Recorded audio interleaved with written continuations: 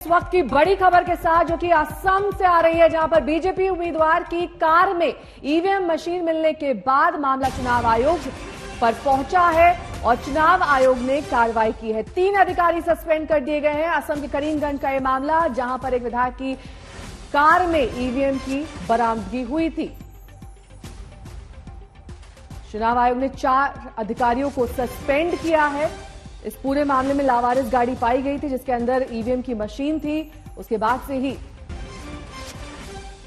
BJP उम्मीदवार की ये गाड़ी बताई जा रही है, उन्हीं के नाम पर रजिस्टर्ड है। उनका फोन स्विच ऑफ आ रहा है, उनसे संपर्क फिलहाल नहीं हो पा रहा है। लेकिन जो जानकारी, जो डिटेल्स चुनाव आयोग के कागज में है, उसके आधार पर ये बीजेपी विधायक की ही गाड़ी है। करीमगंज का ये मामला, जहां पर कार के अंदर ये ईवीएम मशीन पाई गई और उसके बाद चुनाव आयोग ने कार्रवाई करते हुए 4 अधिकारियों को सस्पेंड कर दिया है।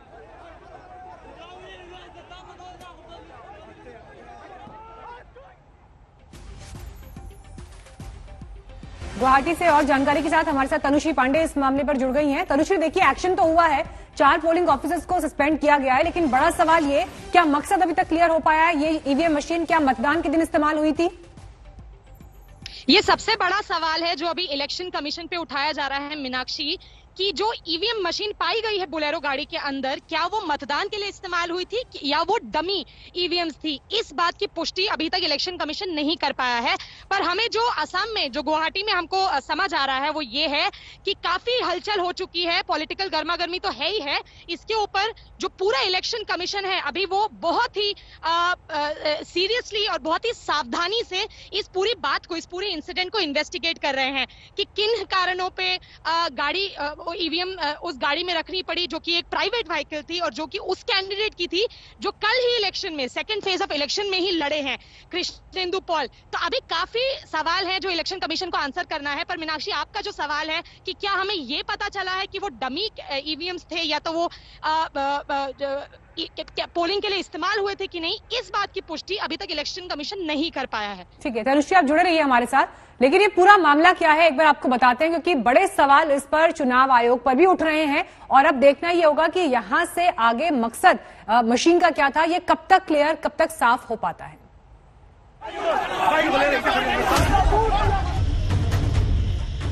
इस कार को गौर से देखिए, इसमें मौजूद ईवीएम को भी गौर से देखिए। ये सरकारी कार नहीं, ये प्रशासन की कार नहीं, ये चुनाव आयोग की कार नहीं। इसमें ईवीएम है लेकिन सुरक्षा कर्मी नहीं, और इसलिए इस कार में ईवीएम की मौजूदगी पर बवाल है, तूफान है, क्योंकि ये बोलेरो किसी और की नहीं है, पाथरकांडी विधानसभा सीट के बीजेपी उम्मीदवार कृष्णेंदु पाल की है।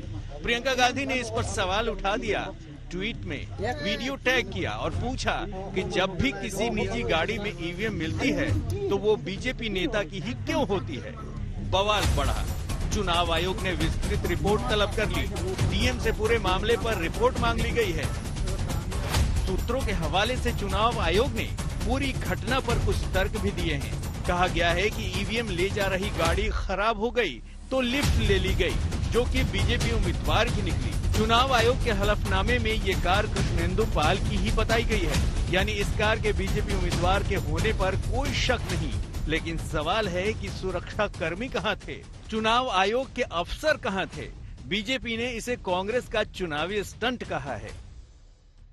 जैसे जैसे चुनाव के मतदान करीब आते जा रहे हैं, वैसे वैसे सवालों के जो सूरमा हैं उनके सियासी सूपड़े जो है वो सूझते जा रहे हैं। और जो सियासी सूपड़े जब सूझ रहे हैं तो उसका एक ही कारण है और एक ही अर्थ है कि उनको इस बात का एहसास है कि एक बार फिर उनको जो है वो बुरी तरह से हार का मजा चखने का समय आ गया है। ये ऐसी घटना है जो निष्पक्ष चुनाव पर संदेह खड़ा करती है। अब चुनाव आयोग की जांच रिपोर्ट का इंतजार है। गुवाहाटी से तनुश्री पांडे के साथ आज तक ब्यूरो।